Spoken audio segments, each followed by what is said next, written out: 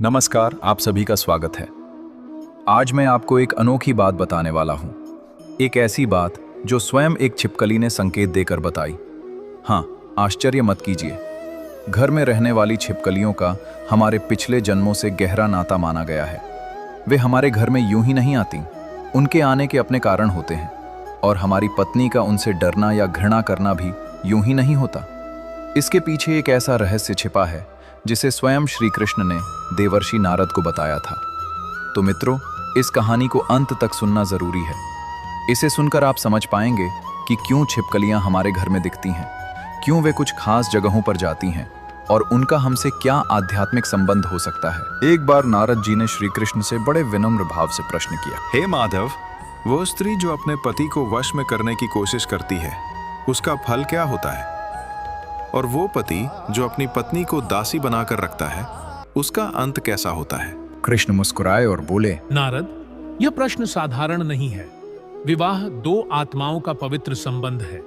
यदि पत्नी अहंकार या लालसा में पति को अपने बस में करना चाहे या पति क्रोध और अभिमान में पत्नी को दासी समझे, तो दोनों ही अपने कर्मों का कठोर फल पाते हैं। कृष्ण आगे बोले, इस विषय पर एक प्राचीन कथा है।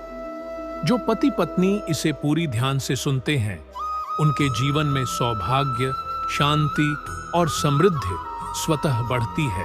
और फिर भगवान कृष्ण ने नारद जी को वो अद्भुत कथा सुनानी शुरू की। बहुत ही पुराने समय की बात है। पाटलेश्वर नाम के नगर में जीवन धीमी चाल से चलता था। वहां के लोग सुबह मंदिर जाते, दोपहर खेतों में पसीना बहाते और शाम घर के आंगन में बैठकर दिन भर की बातें कर लेते।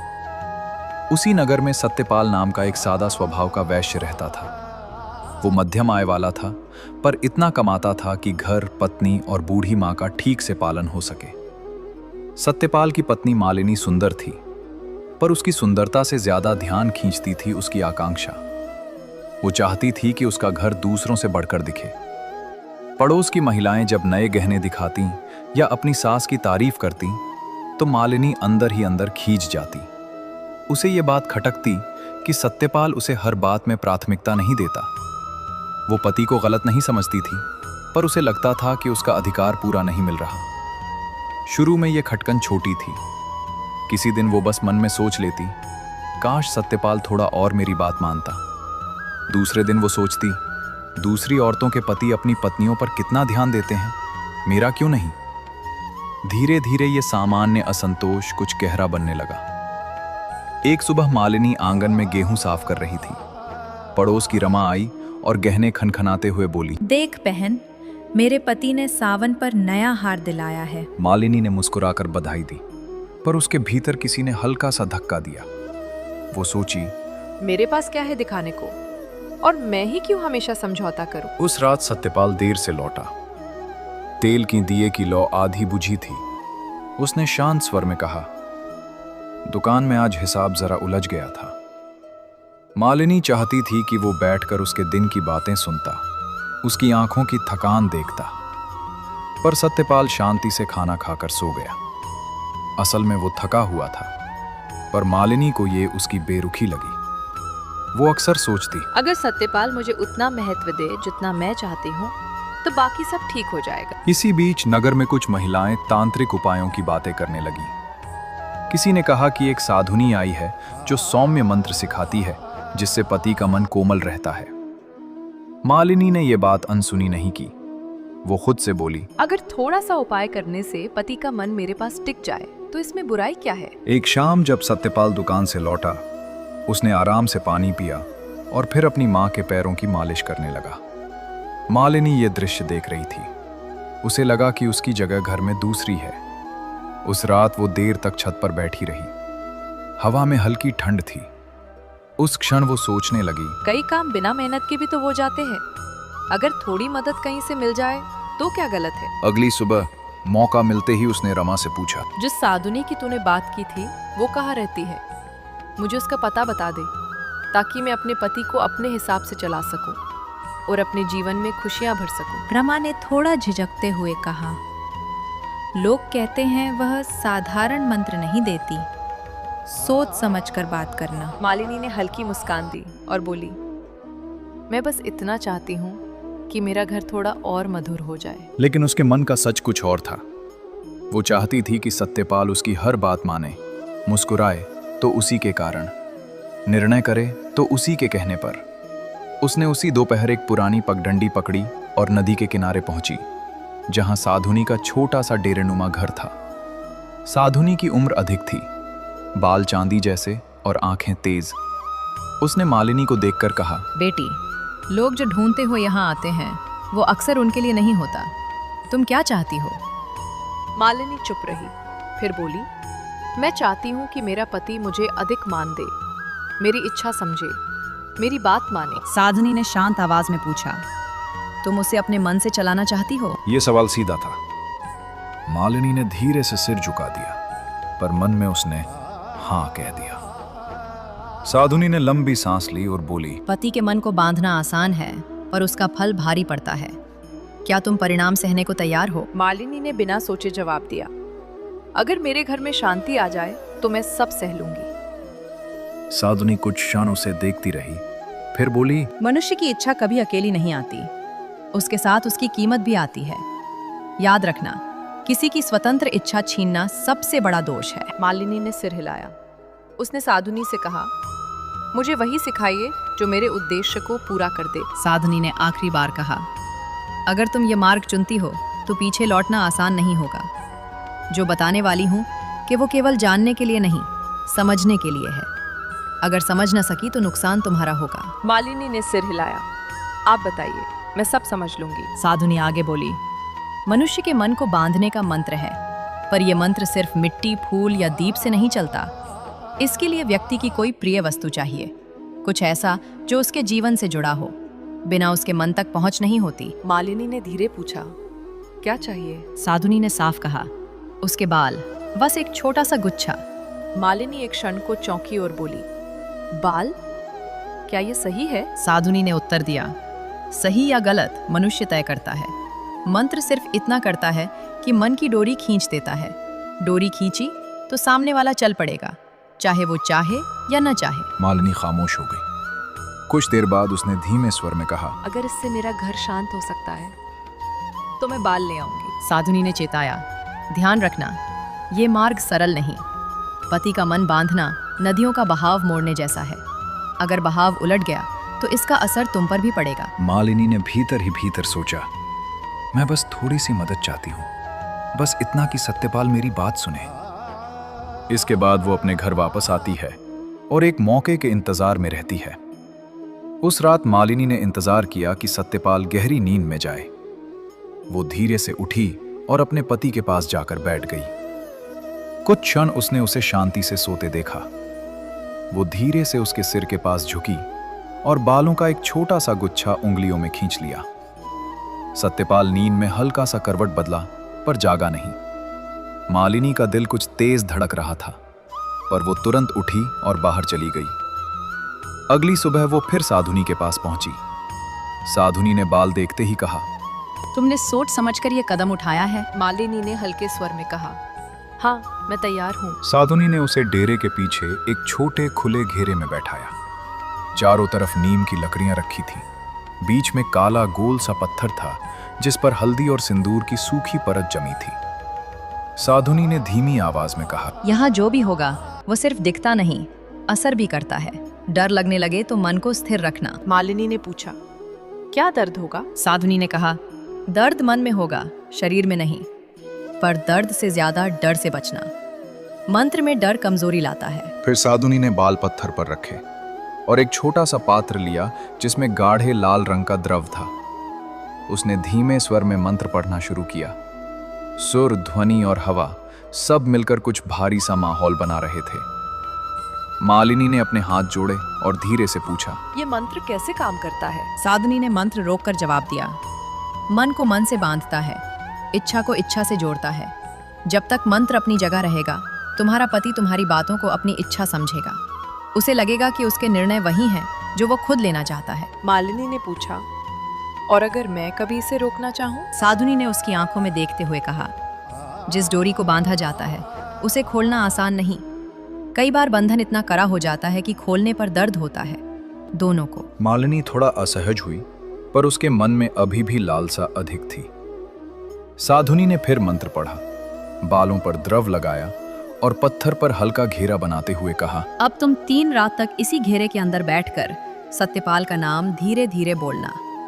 हर रात दीपक जलाओ और मन में यही इच्छा रखो कि वो तुम्हारी ओर झुके। मालिनी ने पूछा, बस इतना करने से असर होगा? साधुनी बोली, हाँ, लेकिन याद रखना, मंत्र असर करता है पर उसके दाम भी होते हैं।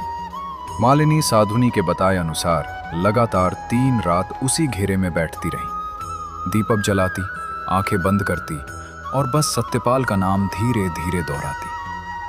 तीसरी रात के बाद साधुनी ने कहा, बस मंत्र चल पड़ा है, अब बदलाव धीरे धीरे तुम्हें खुद दिखेंगे।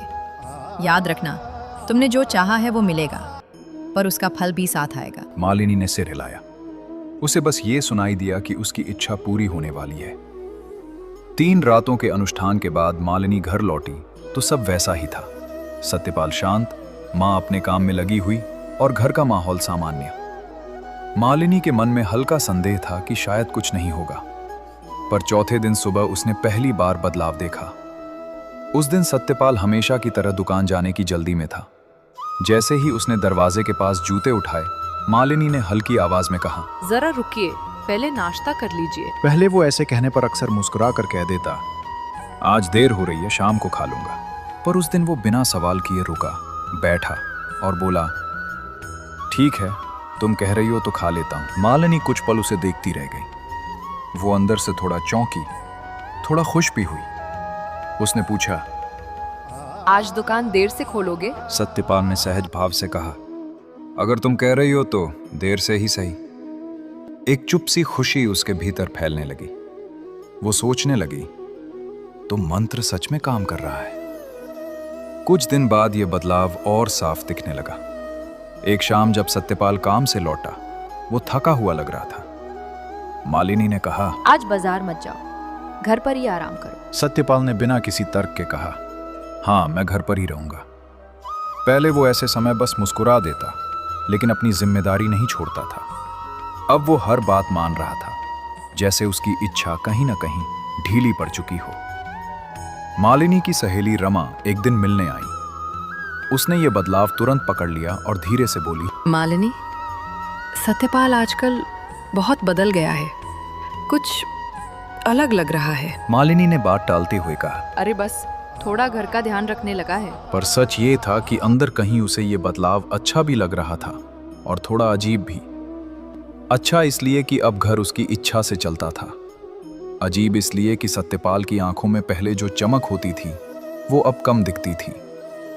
कुछ ही हफ्तों में स्थिति ऐसी हो गई कि सत्यपाल हर बड़े छोटे काम से पहले मालिनी से पूछता। वो कहता, आज दुकान कितने बजे खोलूं? कौन सी चीज खरीदनी है? माँ को दवाई कब दिलानी है? मालिनी को यह सब अच्छा लग रहा था। उसे लगता था कि आखिर घर में उसकी बात का वजन बढ़ गया है। पड़ोस की स्त्रियां जब ये बदलाव देखती तो कुछ ईर्ष्या से भर जाती। किसी ने कहा, मालिनी, तुम्हारा पति तो अब पूरा तुम्हारी सुनता है। मालिनी हल्की मुस्कान के साथ जवाब देती, क्या करे, प्यार में ऐसा ही होता है। एक दिन सत्यपाल दुकान से लौटा तो उसकी चाल थोड़ी धीमी थी। उसने कहा, आज मन दुकान में नहीं लग रहा था, पता नहीं क्यों। मालिनी को जैसे क्षण भर के लिए किसी ने अंदर झकझोर दिया, पर उसने तुरंत खुद को संभाल कर कहा, कोई बात नहीं, अगर मन नहीं लगता तो मत जाओ दुकान पर, तुम आराम करो। सत्यपाल ने बस सिर हिलाया और बिना सोचे मान गया। ये वही सत्यपाल था जो पहले मेहनत को अपना धर्म मानता था। अब वो बिना वजह चीजें छोड़ देता था, क्योंकि उसकी अपनी इच्छा जैसे धुंधली हो गई थी। रात को माँ ने धीमी आवाज में मालिनी से पूछा, बहू, सत्यपाल आजकल कुछ कमजोर सा लग रहा है, तूने ध्यान दिया? मालिनी ने नरमी से कहा, हाँ माँ, मैं देख रही हूँ, शायद काम का बोझ होगा। पर माँ की आंखों में चिंता थी। फिर कुछ दिनों के बाद एक दिन सत्यपाल की माँ बीमार पड़ गई। सत्यपाल ने कहा, मुझे वैद्य के पास जाना चाहिए। मालिनी ने तुरंत कहा, अभी मत जाओ, पहले घर का काम पूरा कर लो फिर जाना। पहले सत्यपाल तर्क करता, माँ की तबीयत पहले है, काम बाद में। पर इस बार उसने बस कहा, ठीक है, जैसा तुम कहो। मालिनी ने एक क्षण के लिए अपने भीतर एक अजीब सा गर्व महसूस किया, जैसे उसने जीत हासिल कर ली थी। उसे लगा, अब घर सचमुच मेरी मुट्ठी में है सत्यपाल की हालत दिन प्रतिदिन बदल रही थी। जो आदमी पहले सुबह ताजगी के साथ उठकर दुकान के लिए तैयार हो जाता था, वो अब कई बार बिना कारण बिस्तर पर देर तक पड़ा रहता। मालिनी ये सब देखती थी, लेकिन उसे समझ नहीं आ रहा था कि ये बदलाव मंत्र का असर है या सिर्फ थकान। वो खुद को समझाती, सब ठीक हो जाएगा, असर बस शुरू का है, कुछ दिन में वो पहले जैसा हो जाएगा। एक दिन नगर में एक वृद्ध ऋषि आए। लोग कहते थे कि वे मनुष्य के मन की दशा चेहरे देखकर समझ लेते हैं। एक दिन वो भ्रमण करते करते सत्यपाल के वर्क प्लेस आए। सत्यपाल की माँ उन्हें आंगन में प्रणाम करने गईं और बोली, महाराज, मेरे बेटे की तबीयत कुछ दिनों से ठीक नहीं, आप देखिए ना क्या कमी है। ऋषि ने शांत भाव से कहा, उसे बुलाओ, मैं देखूंगा। जब सत्यपाल उनके सामने आया, ऋषि ने काफी देर तक उसे बिना बोले देखा, फिर धीमे स्वर में बोले, इस युवक की आंखों में थकान है, पर यह शरीर की थकान नहीं, इसके मन की शक्ति जैसे किसी ने बांध दी है। मालिनी पास ही खड़ी थी। ऋषि की बात मानो सीधे उसकी ओर इशारा कर रही थी। ऋषि ने आगे कहा, मनुष्य की आत्मा तब कमजोर होती है जब उसकी इच्छा उस पर से हट जाती है। यहाँ कुछ ऐसा हुआ है जैसे इसका मन अपने ही निर्णयों से दूर कर दिया गया हो। सत्यपाल की मां घबराकर बोली, महाराज, इसे किस दोष ने पकड़ा है? कोई उपाय बताइए। ऋषि ने धीमे स्वर में कहा, उपाय तो है, पर पहले ये जानना जरूरी है कि इसके मन की डोरी किसने खींची है। मालिनी का दिल एक पल के लिए रुक सा गया। उसे लगा जैसे उसके सारे रहस्य सामने आ रहे हों। ऋषि ने सीधे उसे नहीं देखा, सिर्फ इतना कहा, जो मन किसी की इच्छा से दबाया गया हो, वह धीरे धीरे अपना तेज खो देता है। ऐसा करना धर्म के विरुद्ध है, चाहे कारण कुछ भी रहा हो। मालिनी की उंगलियां कांपने लगी। उसने चुप रहने की कोशिश की, पर भीतर का डर अब बिल्कुल स्पष्ट था। उस रात मालिनी छत पर बैठी रही। वो सोचती रही, क्या मैंने सच में इतना बड़ा पाप किया है?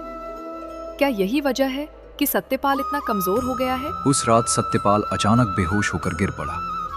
मालिनी उसकी बाह पकड़कर रो पड़ी। उसके पूरे मन में भय भर गया। वो समझ चुकी थी कि यह सामान्य बीमारी नहीं, यह उसी मंत्र का असर था जिसे उसने लालसा में पकड़ा था। उसने सत्यपाल का सिर अपनी गोद में लिया और खुद से बुदबुदाई, मैंने क्या कर दिया? मुझे ऐसी शक्ति नहीं चाहिए थी, मुझे बस उसका प्यार चाहिए था, ये टूटन नहीं। उसने 2 दिन और 2 रात बिना नींद की सेवा की। हर घड़ी वो उसे पानी पिलाती, माथा सहलाती, हल्का सा झुककर कहती, तुम ठीक हो जाओ, बस एक बार मुझे देख लो। लेकिन सत्यपाल की आंखें जैसे कहीं दूर देख रही थी। उसका शरीर गर्म और कमजोर था। कई बार उसकी सांस रुकती सी लगती और मालिनी का दिल डर से कांप उठता। तीसरी रात जब सत्यपाल बिल्कुल निढाल पड़ा रहा, वो आखिर टूट गई। उसे लगा कि अगर अब सहायता नहीं ली तो वो पति को खो देगी। वो देर रात साधुनी के डेरे की ओर भागी। हवा तेज थी और रास्ता अंधेरा, पर वो बिना रुके चलती गई। उसके दिल में बस एक ही बात थी, पति को बचाना। साधुनी बाहर उकड़ूं बैठकर कोई जड़ी पीस रही थी। जैसे ही उसने मालिनी को देखा, उसने सब समझ लिया। मालिनी उसके पैरों पर गिर गई। उसकी आवाज कांप रही थी, माताजी, मैं आपसे विनती करने आई हूँ, मेरे पति को बचा लीजिए, उससे जीवन निकल रहा है। मैं अपनी हर गलती मानती हूँ, बस उसे बचा दीजिए। साधुनी ने गंभीर स्वर में पूछा, अब याद आई गलती? जब मैंने मना किया था तब तुम्हें अपनी इच्छा ज्यादा प्यारी थी। तुम्हें लगता था कि मनुष्य का मन खिलौना होता है। अब जब वही डोरी टूट रही है तब रोने आई? मालिनी रोते रोते बोली, हाँ, मैंने गलती की। मुझे नहीं समझ आया कि मैं कितना बड़ा पाप कर रही हूँ। मुझे लगा था कि बस थोड़ा सा असर होगा, लेकिन आज मैं देख रही हूँ कि मैंने उसके जीवन की जड़ को ही चोट पहुंचाई है। माताजी, कृपा करके मुझे दंड दीजिए, पर उसे बचा लीजिए। साधुनी ने पूछा, अगर उसे बचाने का मतलब है कि तुम्हें अपना भविष्य खोना पड़ेगा, तब भी तैयार हो? मालिनी ने कहा, हाँ, मैं बस उसे जीवित देखना चाहती हूँ। मेरी जिंदगी की कीमत भी लगे तो मुझे स्वीकार है। साधुनी उठी और धीरे धीरे अंदर गई। उसने एक छोटा मिट्टी का डिब्बा लाया जिसमें हल्का सुनहरा रंग का चूर्ण था। और मालिनी से बोली, ये चूर्ण प्राण की डोरी को वापस पकड़ता है, लेकिन इसके साथ एक चीज और होती है। जिसने ये चूर्ण देने का अवसर बुलाया है, उसके कर्म का हिसाब उसी दिन शुरू होता है। तुम्हारा पति ठीक हो जाएगा, पर तुम अपने पाप का फल तुरंत देखोगी। क्या तुम अब भी ये चाहती हो? मालिनी ने डिब्बा दोनों हाथों से लिया और कहा, हाँ, मुझे बस उसके जीवन की रक्षा करनी है। साधुनी ने बताया, इसे आधा चुटकी पानी में घोलकर पिला देना, सूरज ढले से पहले दे देना। उसके बाद जो होगा वो नियति का निर्णय होगा।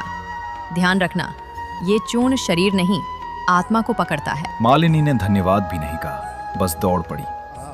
रास्ते में उसका दिल धड़क रहा था और हाथ कांप रहे थे, पर उसके मन में एक अजीब सी शांति थी। घर पहुंचते ही उसने चूल्हे का पानी गर्म किया, उसमें चूर्ण घोला और सत्यपाल के सिर को सहारा देकर उसे धीरे से पिला दिया। कुछ देर तक कुछ नहीं हुआ, फिर अचानक सत्यपाल की सांस लंबी हुई, जैसे किसी ने उसके भीतर नया प्राण फूंक दिया हो। उसकी उंगलियां हिली, आंखें झपकी और उसने धीमी आवाज में कहा, मालिनी, तुम यहां हो? ये सुनते ही मालिनी की आंखों से आंसू बहे, लेकिन वो नहीं जानती थी कि उसकी नियति उसी क्षण से मोड़ ले चुकी है। सूरज ढलते ही अचानक मालिनी के सीने में तेज दर्द हुआ। वो हिल भी न सकी, उसकी सांस रुकी और वो वहीं गिर पड़ी। उसी क्षण उसके सामने अंधेरा फैला और फिर वो खुद को दूसरे लोक में खड़ा देखती है। उसके सामने यमराज थे, उनका स्वर कठोर था। मालिनी, तुमने पति के मन को बांधकर उसका धर्म छीन लिया। हाँ, ये बहुत बड़ा पाप है। तुम्हारा जीवन आज समाप्त होना ही था। अब तुम्हें अपने कर्म का फल भुगतना होगा। मालिनी ने सिर झुका दिया। उसने कोई बहाना नहीं किया, उसने बस कहा, मैं दंड स्वीकार करती हूँ, मेरी गलती थी। यमराज बोले, तुम्हें गहरी सजा दी जाएगी ताकि तुम समझ सको कि किसी की स्वतंत्र इच्छा छीनना कितना घोर अपराध है। उसके बाद उसे खतरनाक नरक में धकेल दिया गया। वहां आवाजें बदल रही थीं, दुनिया बदल रही थी। बहुत सालों तक नरक में यातनाएं झेलने के बाद उसने खुद को धरती लोक पर पाया, लेकिन अब वो मनुष्य नहीं थी। वो एक छोटी छिपकली थी जो पेड़ की टहनी पर बैठी कांप रही थी। मालिनी ने आसमान की ओर देखा, उसका नया जीवन शुरू हो चुका था। कथा पूरी सुनाकर कृष्ण जी कुछ क्षण मौन रहे। नारद जी ने विनम्र होकर पूछा, प्रभु, ऐसी स्त्री पर इतना कठोर दंड क्यों पड़ा? क्या उसके मन में प्रेम नहीं था? कृष्ण मुस्कुराए, पर उनकी आंखों में गंभीरता थी। उन्होंने कहा, नारद, प्रेम और अधिकार में बहुत अंतर होता है। प्रेम वो है जहां मन मुक्त रहता है, अधिकार वो है जहां मन को बांधा जाता है। जिस क्षण मालिनी ने अपने पति की इच्छा को अपने हाथों में करने का प्रयास किया, उसी क्षण उसने धर्म की मर्यादा तोड़ी। नारद जी ने सिर झुकाया और बोले, प्रभु, क्या पति का मन बांधने का प्रयत्न इतना बड़ा पाप है? कृष्ण बोले, हां नारद, क्योंकि किसी भी जीव की स्वतंत्र इच्छा उस आत्मा का प्रकाश है। इच्छा छीनना प्रकाश बुझाने जैसा है। जब स्त्री पति को मंत्र, छल या दबाव से अपने अनुसार चलाना चाहती है, तो वो केवल पति को ही नहीं, स्वयं के जीवन को भी उलझाती है। जिस घर में पवित्रता होनी चाहिए, वहां भय और नियंत्रण का बीज बो देती है। कृष्ण आगे बोले, स्त्री का सामर्थ्य उसके आदेश में नहीं, उसके सम्मान में है। पति का आदर करना उसका धर्म है, क्योंकि आदर से ही घर में संतुलन टिकता है। पति का निर्णय सर्वोपरि इसलिए माना गया है कि वो परिवार की रक्षा, स्थिरता और धर्म की रीढ़ माना जाता है। जब स्त्री उसे नीचे दिखाकर नियंत्रण चाहती है, तब परिवार की नींव ही हिल जाती है। नारद जी ने पूछा, और पति का क्या कर्तव्य है प्रभु? कृष्ण बोले, पति का धर्म है अपनी पत्नी का सम्मान करना, उसे सुरक्षा देना और उसके मन को समझना। परंतु कोई भी धर्म तब तक फलता है जब तक दोनों अपने अपने कर्तव्य निभाते हैं। वे अंत में बोले, नारद, इसीलिए कहता हूं, जो स्त्री पति को वश में करने की इच्छा रखती है, वो अंत में अपने ही कर्मों के बंधन में बंधती है, और जो स्त्री पति का सम्मान करती है, वो परिवार के रूप में अपना स्वर्ग स्वयं बना लेती है। दोस्तों, अगर आपको ये वीडियो अच्छा लगा हो तो लाइक जरूर करें, चैनल को सब्सक्राइब करें और कमेंट में जय श्री कृष्णा लिखें। अगर आप चैनल पर नए हैं तो अभी सब्सक्राइब करना ना भूलें।